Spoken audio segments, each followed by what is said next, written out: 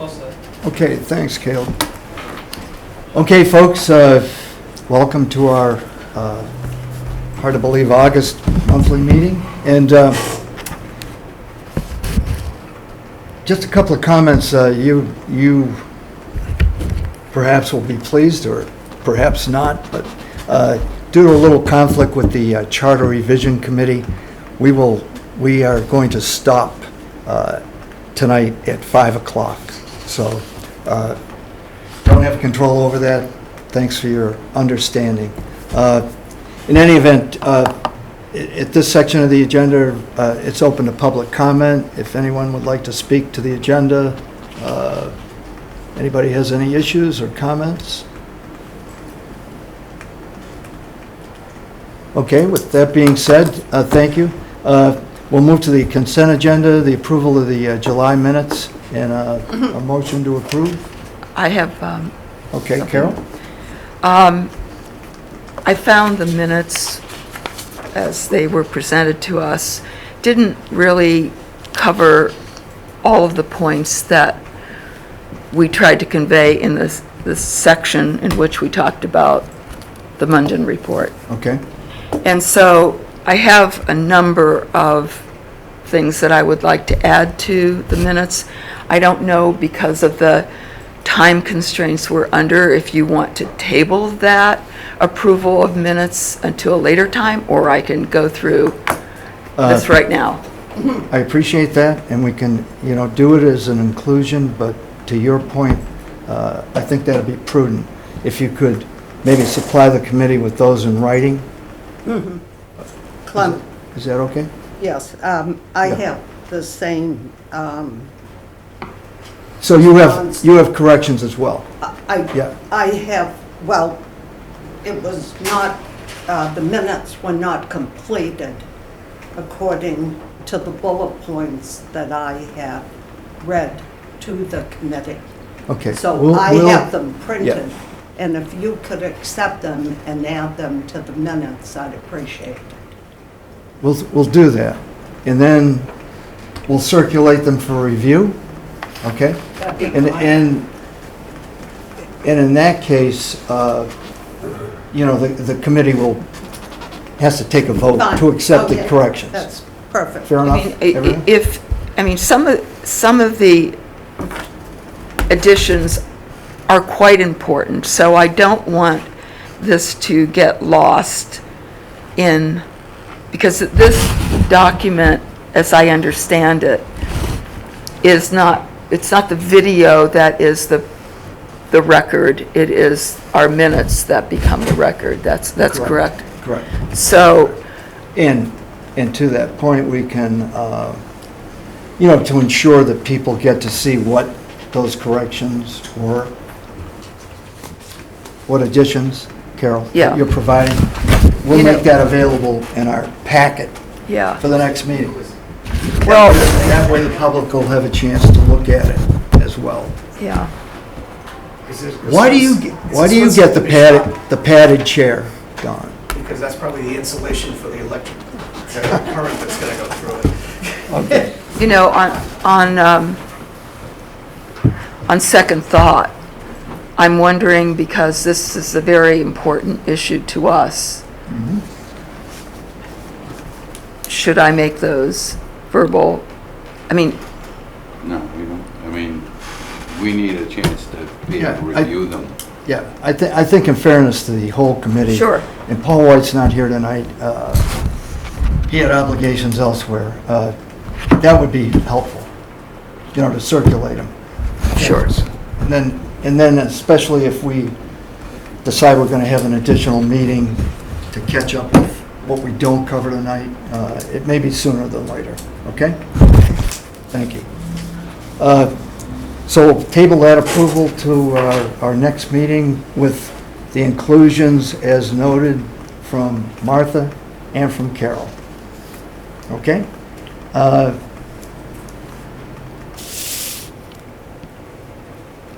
Don, we've moved on agenda-wise to the director's report.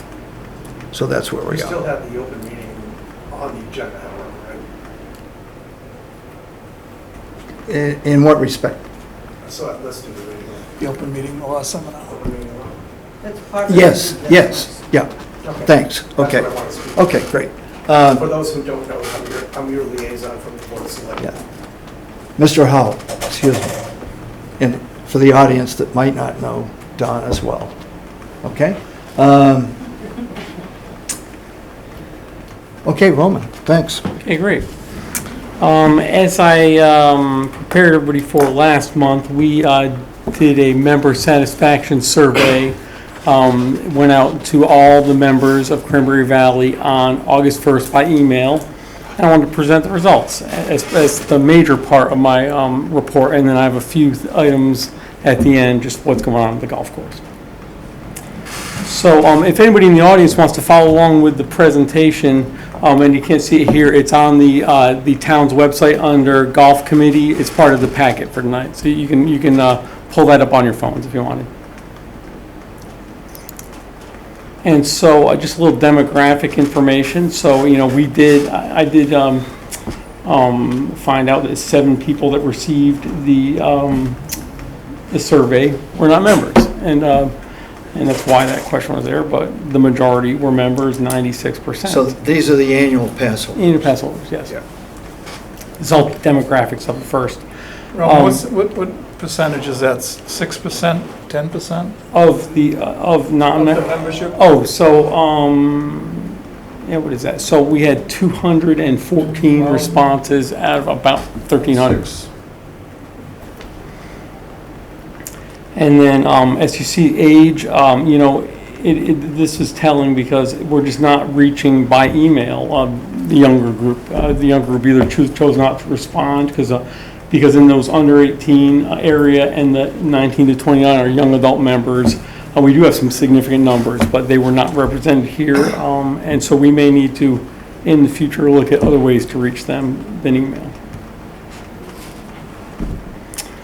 Gender, it was just about 75-25, approximately. And then we get into some of the good stuff. So when I asked what leagues they play in or participate in, the majority did not, 40%, but 35% of respondents were sweeps. CVWGA 18 was 18%, and you can see the numbers there down to Thursday Twilight was 8%, and the 2 9-hole leagues were about 2% each. So, when asked satisfaction on golf course related issues, we had some pretty telling results. So, condition of the greens rated very high. That's one of the highest numbers we got. When you look at these numbers on the far right, the weighted average, a score of 5 would be perfectly excellent. And 4 is good, then adequate, poor, and unacceptable. The NAs did not figure into the percentages of the answers. So 4.52 was a very high number for condition of greens. Speed was a little lower, but still, any number in the 4s is on the excellent side of good. I won't go through all these, except we really identified bunkers rated very low, and I think that falls right in line with why we're doing that project this fall. So we have things to identify that. On-course amenities such as ball washers, bounce houses, all the things we find on course that are labeled amenities, 3.85, so that was another lower number. And cart paths, 3.77. So at the end, I kind of summarized the low numbers that came up. Computer resources, we have a number of them, the website, Chelsea, Golf Genius, Gin, and the Golf Logics app. As far as they go, the website was, obviously just under 4. Chelsea Tee Time System, 3.62, is a lower number that we want to raise. So the other numbers were fairly high. We don't have a whole lot of control over Golf Genius and none over Gin, but it's interesting to get the level of satisfaction with those as well. What's the Golf Logic? Yeah. Is that on the golf carts? No, so Golf Logics is the app, the phone app that mirrors the GPS on the cart. So you get that's like the walker's experience. How do you get that, Rum? You download it. So that's something that you want to download. I've emailed out the link to download it, and then at the pro shop, What, we to have, the members? yeah. At the pro shop, we have cards and QR codes for a quick download of that. As far as pro shop, everything rated a little bit on the low side except customer service. Customer service was one of the highest numbers we have, which is excellent. The pro shop items we've discussed a number of times at the committee level, and it's always a work in progress. I'll talk about that at the end. As far as overall satisfaction goes, once again, identical customer service number, 4.56. One thing that I noticed was the highest number in the entire survey was for golf carts. So the golf carts are very well received at 4.61. It should be. A few numbers jump out, 3.9 for pace of play. So I mean, we'd always love that number to be higher. But as busy as the golf course is, I think that's something we'll always strive to get better. But it's a pretty good number. And then tee time availability was the lowest number in the entire satisfaction survey of 2.96, so just below adequate. And once again, I'll talk about that when we summarize. But Jake's rated at 3.42. It's good to see the numbers pretty high on the junior programs. Yeah, and so if you notice that, I think people are pretty fair about that too, John, because if you see all the NAs at the end, people that weren't involved in them didn't rate them, which I found very appropriate. It's only the people that participated rated them, which was pretty appropriate, and they rated quite high. And so did the other golf instruction offerings at 4.07 and quality of instruction 4.33. And then a question on the reserve tee time block was overwhelmingly support at 85%. The final question was an open-ended question about just open comments. What are we doing well? What can we improve? The SurveyMonkey provides this word cloud that these are the most used words, and the bigger the word is, the more it was used in the comments. And so you can kind of get, I see there's a phrase there, sand traps needs. So that goes right along with what the results say. But then there are a lot of positive words in here as well. I took it a step further and just went through them and jotted down, what were positive and negative comments. And I got that on a spreadsheet next.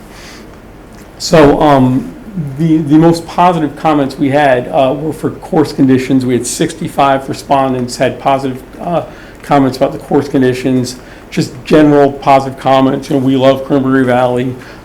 We had 62 of those, 61 answers dealt with the staff. Those were the overwhelming positive comments. We had a few others, the new carts, the value of the membership, practice area, pro shop, league play, and pace play. And then on the negative side, once again, we're seeing this really pop up at us is bunkers. And so I think we're really on. We're right in tune with the members that project needs to happen this fall. Tee time availability is always a big issue that we'll address. The restaurant rate, we had 21 comments. The lack of rangers, 13. Discounts for other towns, even though we are addressing that with our rates and fees. That still appeared 13 times of why is Chatham paying less than just non-residents. The golf cart GPS system had a number of comments about, we hate the doorbell sound. A lot of people wanted us to penalize people more. We kind of encourage slow play. We don't penalize. A lot of people wanted penalties. And general communication, and then comments about the Chelsea tee time system, I think were more tee time availability. But those are the answers that we received in the survey. And then, areas to improve, I think I'll build on this, but this was just something very quickly, a quick analysis. I tried to pull the lowest numbers on the survey and compile a list of ways to address them. So the bunkers, we've got this fall project, and then we're going to try to continue in the budget in upcoming years to address the bunkers. Cart pass, once again, on our future plans, we do have plans to continue with Mark Mungum's cart path master plan. And then on-course amenities, we've been discussing a Bouse House plan and new T markers. I think that'll help address that. As far as the Chelsea numbers listed, I'm considering a purchase of the Chelsea app. The Chelsea offers an app that's just an additional cost, but I think it could be helpful in increasing the satisfaction there as well.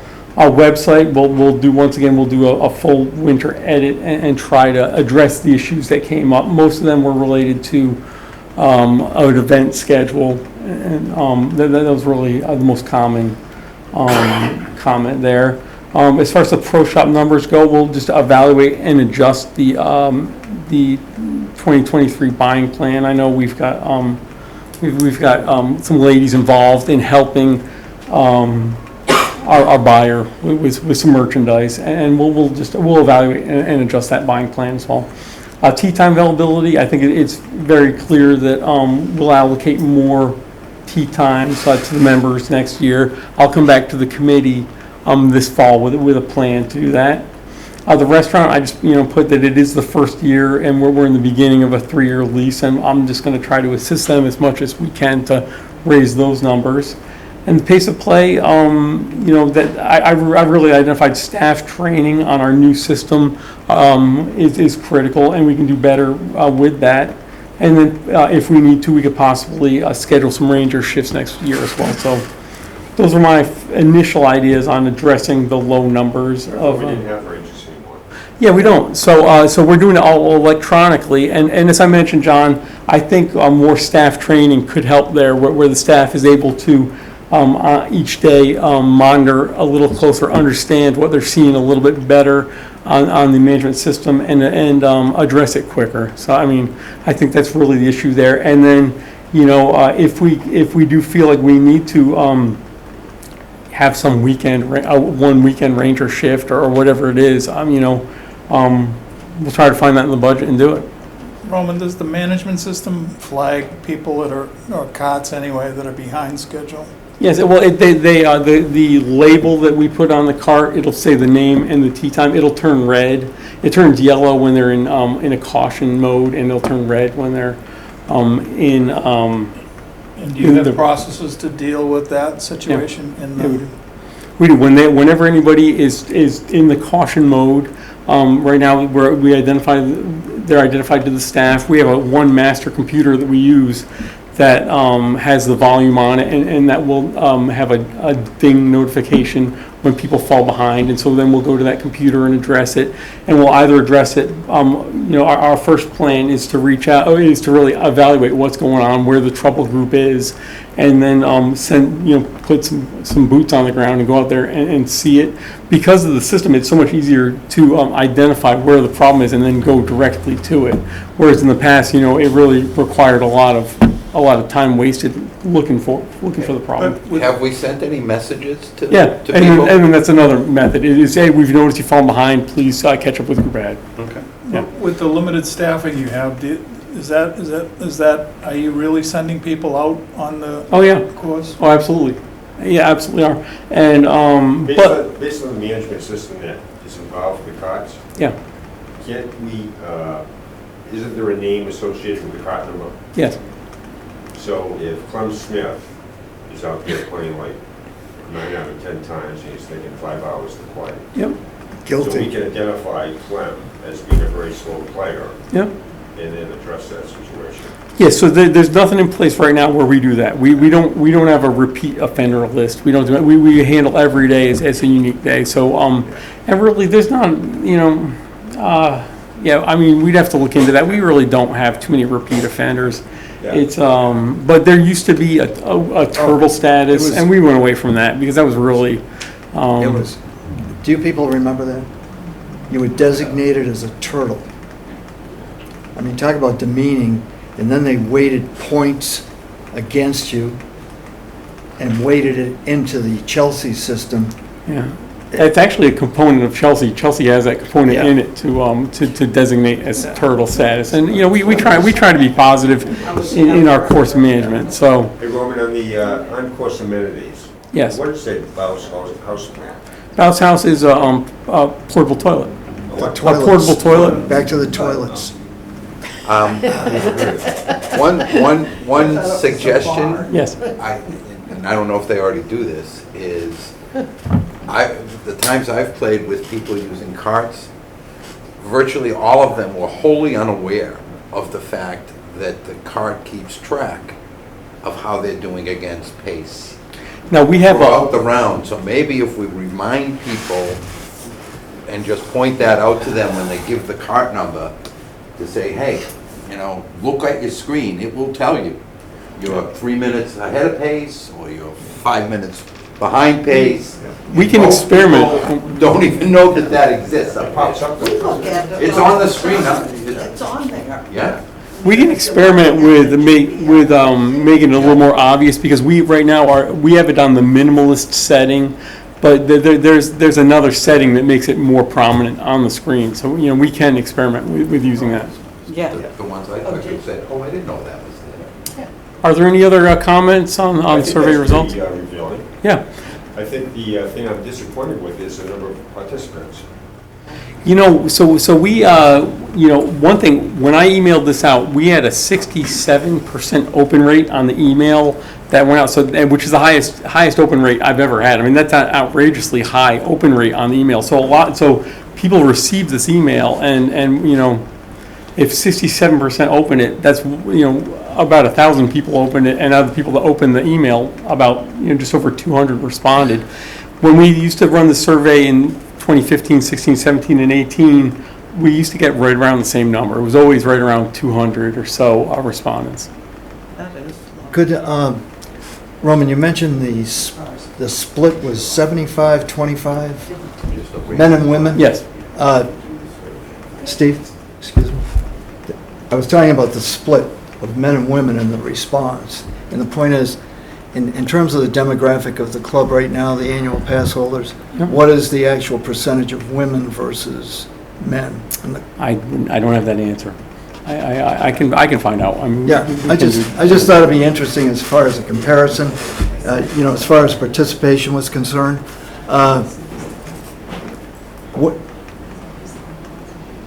Under positives, I think it's noteworthy, pace of play historically for the people that have been here long enough, always was the major negative issue. And I think it's, you know, really not commendable, but certainly a plus in the right direction that we've perhaps turned the corner. I Yes. just have a question. Was that survey anonymous, Yes. Yeah. or is it attached to a number? No, anonymous, 100% anonymous. I know that when I opened it late, and, you know, maybe people opened it, 67% of the membership opened it, you know, they obviously didn't scroll down Okay. to find the survey. Sure. But it said something about the survey, I believe, in the subject line. So I would hope they would have read it in the subject line. Yeah. Wasn't there a contest that you could win Yeah. a member or a guest pass? Yes. So how could that be anonymous? You must So- have to put something in No, there. so what I did was, you know, and it's funny, this equaled out to exactly the 75-25 split, the men to women. I just randomly, I used a random number generator to generate 4 membership numbers that identified 4 members, and I sent them, I said, thank you for taking part in the survey, because there was no way to identify who had and who hadn't. I think that was a little confusing. Yeah. that You have to put your information. Any other questions or comments? Roman, when was the last time you ran this, in 18 and 19? I believe it was 18, no, it was not 19, I believe it was 18. I mean, do you have the results then to see if that really truly has been an improvement or degradation in any of these You know, areas? I don't have the ability to recover the old account we had from 18. So no, I don't. I've got some, you know, I've got some files that where I analyzed some of the results, but they weren't accurate enough to really be able to compare. I think this is a good starting point post-pandemic. Okay.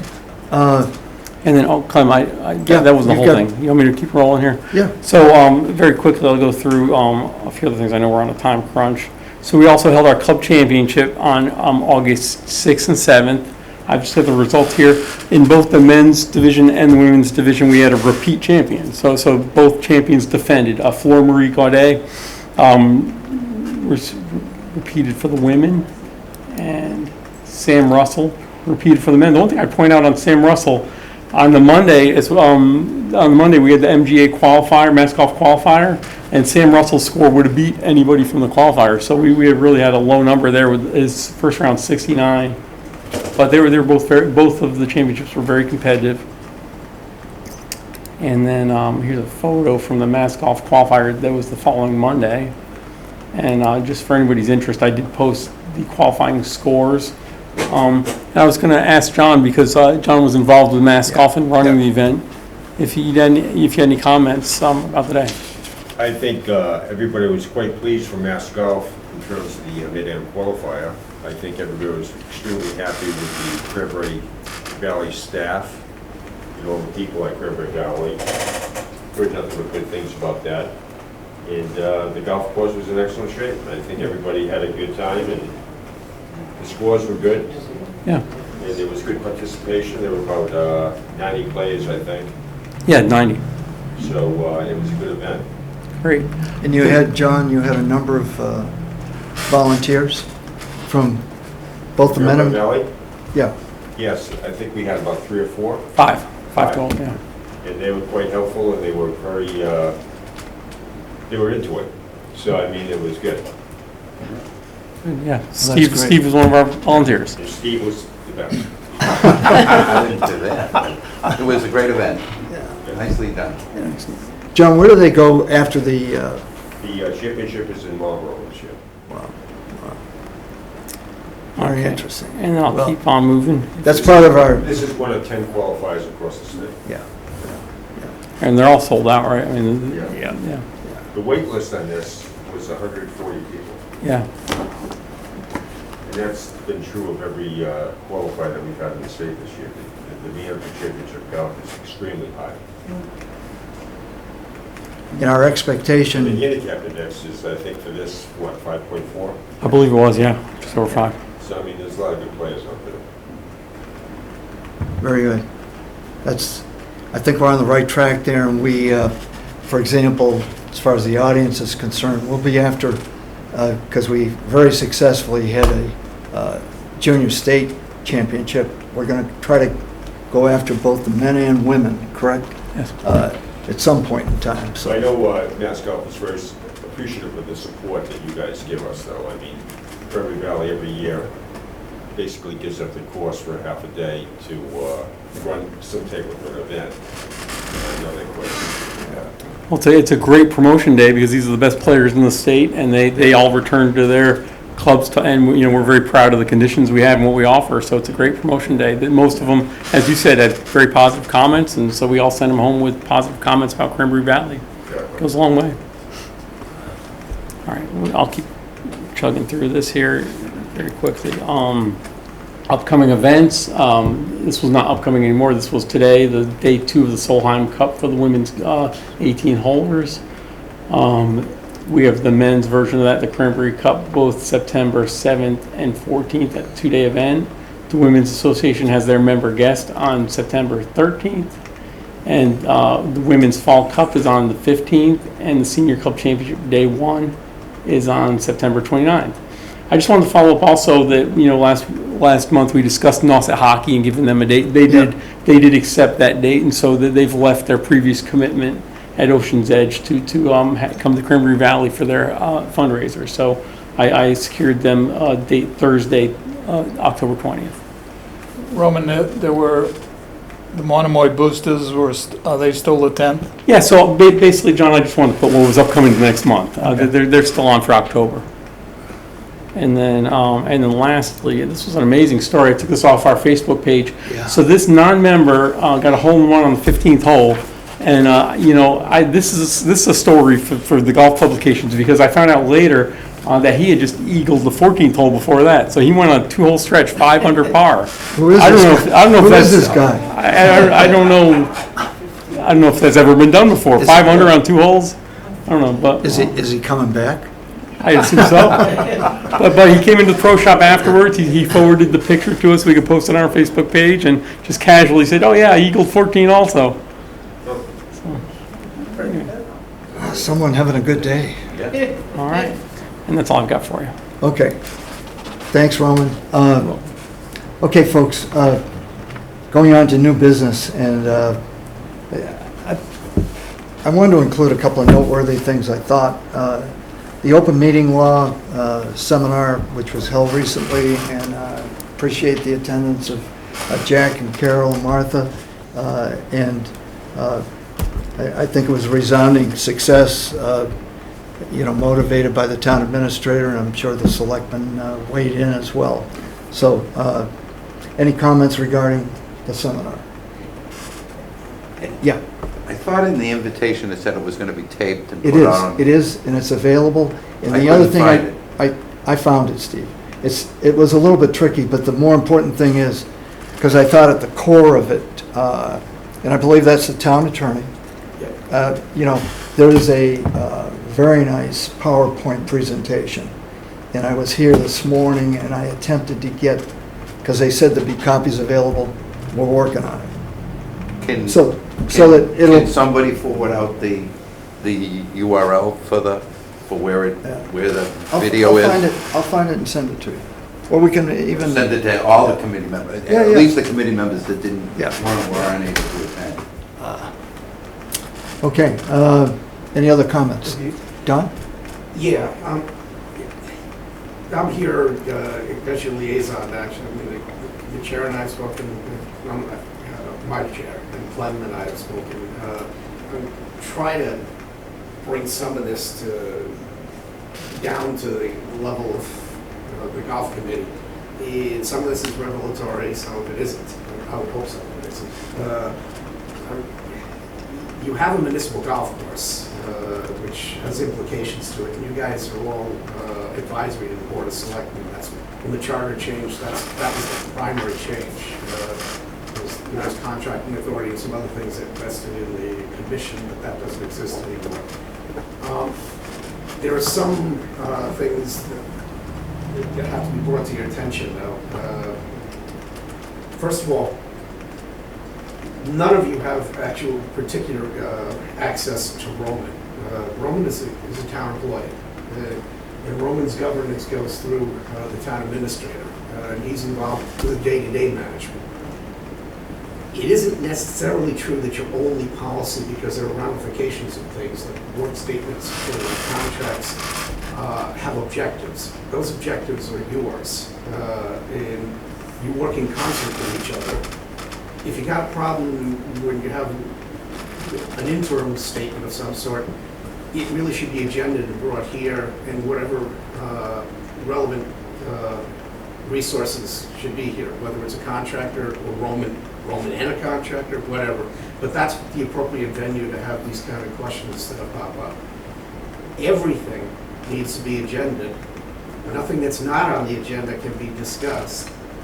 And every vote has to, it can't be, everybody agree? Yeah, that isn't a vote.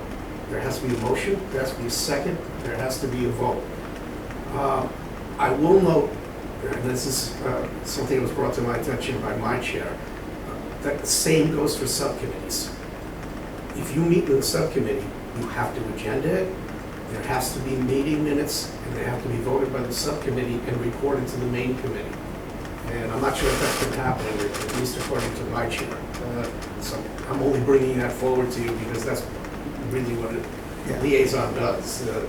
My function here is not to be a golf expert. God help you all if that were the case. It's about process and governance. This is the way that this stuff works. If somebody's got a question about something that they would like answered, and it's not covered by an agenda item, you need to tell your chair, and your chair has to come up with that as an agenda item on your open meeting, so that it can be discussed, and whoever it is that it relates to, speaks to it in an open meeting. That's the appropriate venue for all these things. Because you don't act as individuals anyway, you act as a committee. And you were actually, as I affectionately call it from my federal government days, the office of throughput. The office of what? The office of throughput. You don't have final authority on stuff. Your existence is to feed to the Board of Selectmen your recommendations on things so that the Board of Selectmen can set fees, the Board of Selectmen can sign contracts. That's the ultimate function of this committee, is to convey with your knowledge of what's going on. And we have specifically put people on, and we will continue to do that, to reflect diversity and to get what we need to get in order to make our decisions. It's the same thing with the harbors and other assets of the town, because it's not a private golf club. Outside of that, you got to stay on point. Let's say you hold a posted walkthrough on a golf course for the purpose of looking at greens. You can't talk about the clubhouse then. You can't talk about the fairways then. You have to stay on point to what the agenda was that you posted, which is why I was grateful that you put the open meeting law thing here, because I couldn't have had this conversation with you folks. Things have to be agenda. And the purpose of that is really because it is a public asset, that the public needs to be put on notice that if it's of interest to them that this subject is going to be discussed, they are put on notice that you got to be there then. If it's not on the agenda, there's an expectation on the part of the public that you can't have that discussion because you didn't tell anybody you were going to. And there might have been somebody in the peanut gallery, no offense, that might have had some opinion on that that wasn't on notice to be able to say it. I know this sounds punitive, but I mean, it isn't. And I need to be able to make sure that you guys all understand that. Would that it could be more collegial, would that it could be more like a club or something, but it isn't. I mean, it is, you're all here because you were interviewed, you were appointed by the Board of Selectmen, and you represent the town in this position, and the position, while it has morphed, as I said, from a commission to a committee, it nonetheless takes up policy, and it takes up how the actions that you take further that policy. The day-to-day stuff, though, is Roman, because Roman takes whatever it is that is our current policy, our current fee structures, our current whatever, and he manages the club. And that, if there's any problems at all, you go through your chair. And as a matter of fact, I mean, this has come up too. All months aren't as equal as every other month. Everybody knows that February isn't really as urgent as August or July in terms of your decision making. Because it may well be that you need to make a move on something in the middle of the summer that's urgent. I mean, that has to do with your operation.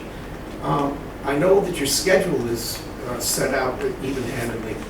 That doesn't mean that you can't have a special meeting, and it also goes back to your chairman again. If you really feel like there's something that's not being addressed and it can't wait, you have to go to the chair and see if there's a couple of you. The chair would have to designate a special meeting that would be capable of being attended by everybody. And that's not only possible, it's probably necessary if that occurs. Otherwise, you got to keep the schedule that you're in. Everybody knows that they have to attend the meetings. If they don't, three non-excused absences are potentially a cause for removal, which I don't want to ever consider, because I'm grateful that the people in the public who serve want to be involved in it, because it's important to us. The town can't operate without its volunteer committee members. There are just way too many things that go on. We don't have a mayoral system. It doesn't have a vast bureaucracy. And certainly, Roman's not in a position to do everything in the entire world. It's hard enough to be able to run the club day to day, and for him to think about everything else too. That's why you exist. And we're grateful for it, but there are certain responsibilities that accrue to it. So if you have any questions, you can ask me. I typically don't attend, even as a liaison, because there are different styles of the selectmen. You're all adults. And I assume that you're acting as adults and that you know what you're talking about in your committees, in your committee meetings. I'm not the fifth Beatle. I don't want to show up and give an opinion on things especially knowing that I don't know half of what any individual member in this room knows. That's not my function. My function is if something happens that requires my attendance, or if Clem wants me to come, then I'm here. Perfect. And it would go through Clem for that kind of situation. Although any member can call me and say, I'm really troubled now because so-and-so and such is happening, I think we have to have a discussion.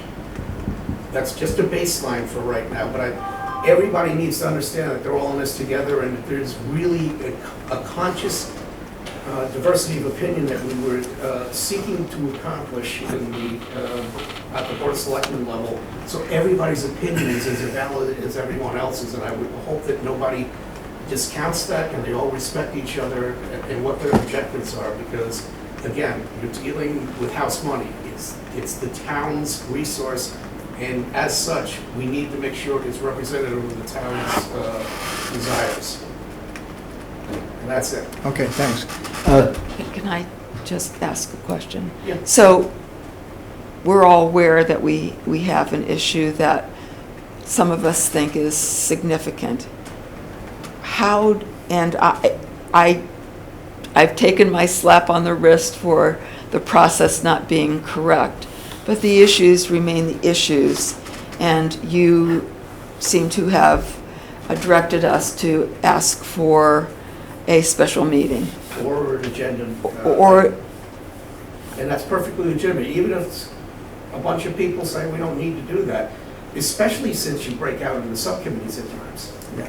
You have to bring it back to here and then have a full discussion of it. Everybody needs to know whatever they want to know, and they have to have a talk through on it. It isn't the same as acquiescence. You don't get to say, yeah, we all agreed when we were talking at the subcommittee level. That is not a vote. Yeah. Don, Sure. as a process question, I think it's important, and I guess I'll take some of the blame myself, but for example, we have a committee of John and Jack and Steve, and this goes back a couple of months ago.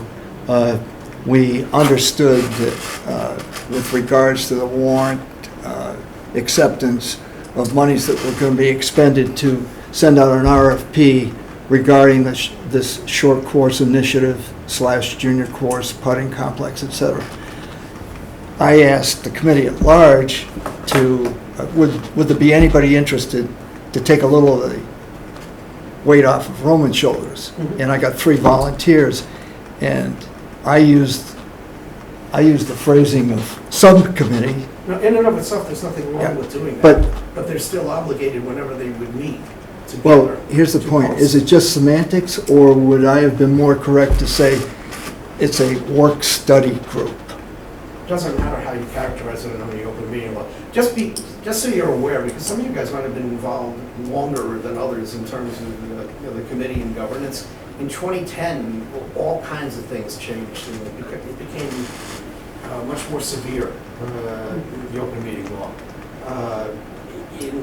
We can't even interview anybody for a position on a committee without posting and having the committee meeting attended by the public if that's what they desire to do while we're interviewing you. Yeah. So it put other burdens on you folks that perhaps everybody wasn't aware that were there. Yeah.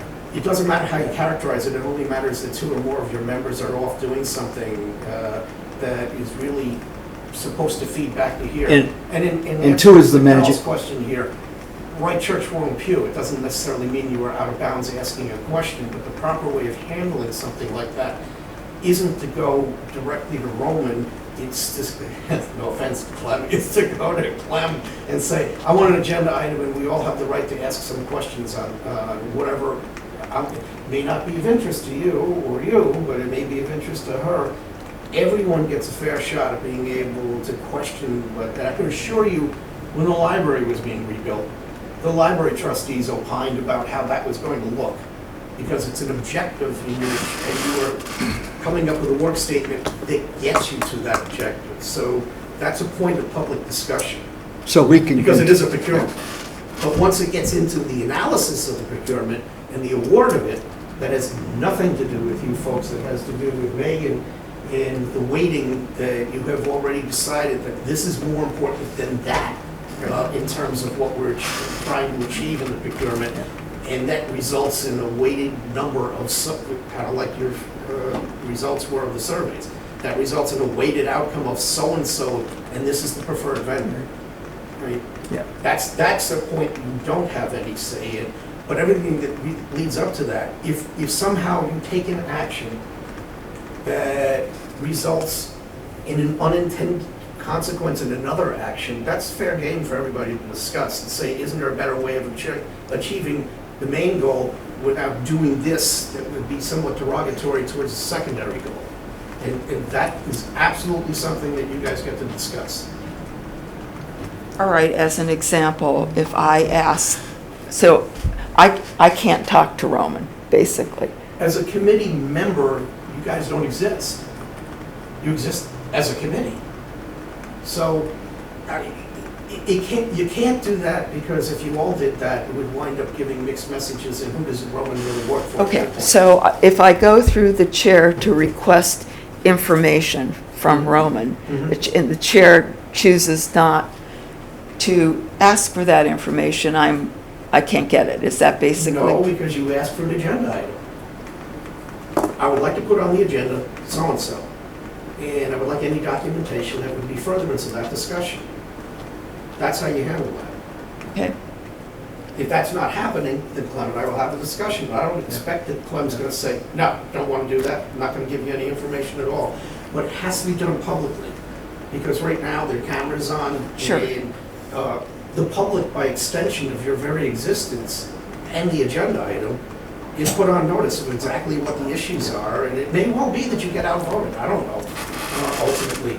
But you get to raise the issue publicly, and you get to have a public explanation of what it is your concern is. But not directly to Roman. So Roman would wind up having all sorts of masters, and that's not the way government works. So we can continue to use the language subcommittee. You could, but that has to be posted when they meet, and they have to report to you, and they would have to have minutes of that report approved prior to them giving you their report. Well, in the process, going back a month ago, we had the scope of, the work that these guys had put together. That was aired publicly. It was in the information packet. There was no evidence there were any minutes. What's that? There was no evidence that there were any minutes or postings for the subcommittee. No. That's the point. The process, at least by legislation by the state, the process that you follow to get to the conclusion is as important as the conclusion itself. If you could buy into that.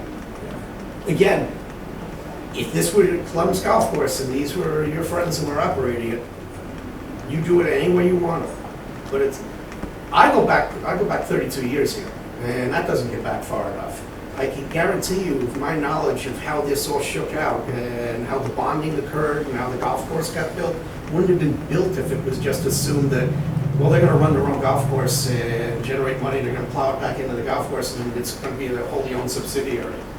It wouldn't have happened. So it's a municipal golf course. It is not a country club golf course. And as such, you have responsibility to the greater town about how it operates. The presumption is that it'll operate well, and that we want you to reinvest in it, because the better the investment, the better the golf course, the better result we have in terms of what we can charge and how many members can come through it. And we have an outstanding reputation. I know that. And our expectation is that we want to maintain that by keeping an excellent golf course in play. But by the same token, you can never forget that you don't get to do everything you want. You don't pick up the phone and say, listen, I know you're an architect and you're damn good at it, and I've heard that so-and-so and such has used you in the past. We want you to come and redesign the back nine. That doesn't happen.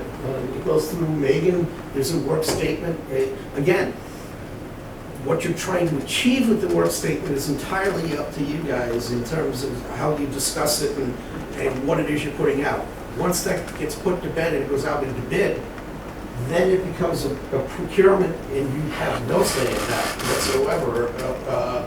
That's where the Board of Selectmen and the town administrator decide whether they're gonna make the award or not, based on the work statement and the weighting factors that were upfront brought to bear. So we as the public, taxpayers, Yeah, have no input you do. on the procurement process of, I can guarantee you, there were a Funds couple that- thousand people who voted for me who thought that they had input. That's why it goes to the Board of Selectmen. They're the elected representatives of the town's people. okay? And all these meetings are open meetings under the open meeting law, which allows the public to see what's going on. And I can be pretty darn sure that in the past, it hasn't really been mostly here ever. But if people are really annoyed, I can think of a word that begins with a P that I'm not going to use, but if they were really annoyed, that they would let us know about it at the board level. And there would be a frank and big discussion over it. So it's not true that they have no say over it. As a matter of fact, the whole point is they have elected representatives. It's not like stockholder corporation, where generally the stockholders are told, as long as things are going well and you have your annual meeting, let us run this thing. It doesn't run like that. So can I make just one point of clarification? Karen just said, I'm your finance liaison. Yeah. Finance committee liaison. Every single committee and subcommittee works exactly the same across the entire town. I'm not saying anything new or different. No, I know. All I'm saying is that we're all going through the same kind of learning curve, I think, because the open meeting law training was incredibly valuable. So Yeah. whoever hasn't done it Yeah. needs to review the video because it was eye-opening, to say the least. But the one thing I would say about subcommittees, in my view, and I think it aligns with what the open meeting law is and what John's saying is that, what John's saying is that your subcommittees are absolutely responsible to come back to the committee with the work they've done on the topic, how we got there, and what the results were. Yeah. Absolutely. Yeah, that's Not just Yeah, not that's what, just a summary, yeah. but like help us understand as the committee, because you're working on behalf of the bigger committee. That's my view on it, and so, Don, I was hoping. No, that's absolutely true. And I forgot one thing that's actually even more daunting. If Clem calls Carol and Carol calls somebody else, Yeah. that's a serial deliberation. Mhm. You're not allowed to do that. You can express your concerns one-on-one with your chair and ask for an agenda item or a special meeting, but you can't serially talk to each other, even if you're not together. You can't send an email to him and he can't send an email to you that's a CC of that email with your response, because that's a serial deliberation and it's actually prohibited by the open meeting law. I know it's absurd. That's absurd. And I can guarantee you that So the if you state say- legislature did not impose that upon itself. So if you're sitting in a coffee shop having a cup of coffee, and so-and-so walks in, you can't talk about anything? Nothing on. I have That said, doesn't happen? listen, I have said in the past that I don't understand how we got to this point, because the open meeting law did not presuppose the anarchy meeting law, where nobody knows anything until you come into a room and all of a sudden you say stuff and it's like, what?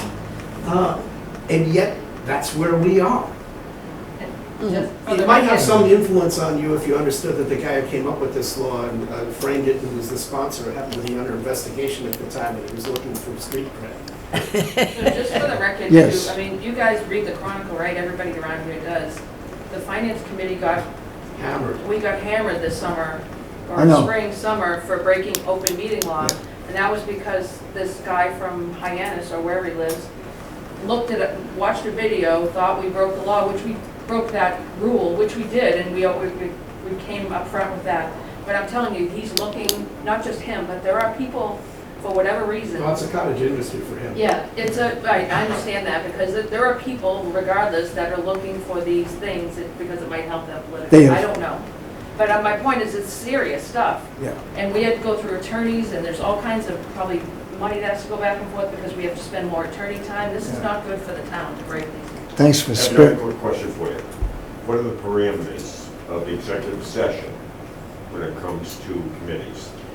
You have to have a really high bar. There are exceptions that are listed under state law, and you have to cite that exception. You have to start in public session somebody's got to make a motion and find the exception within the law that you are operating under. I strongly suggest before you start even considering doing that, you check with administration, because even the Board of Selectmen is not always sure about what Mass General Law and section to cite relevant to your ability to hold an executive session.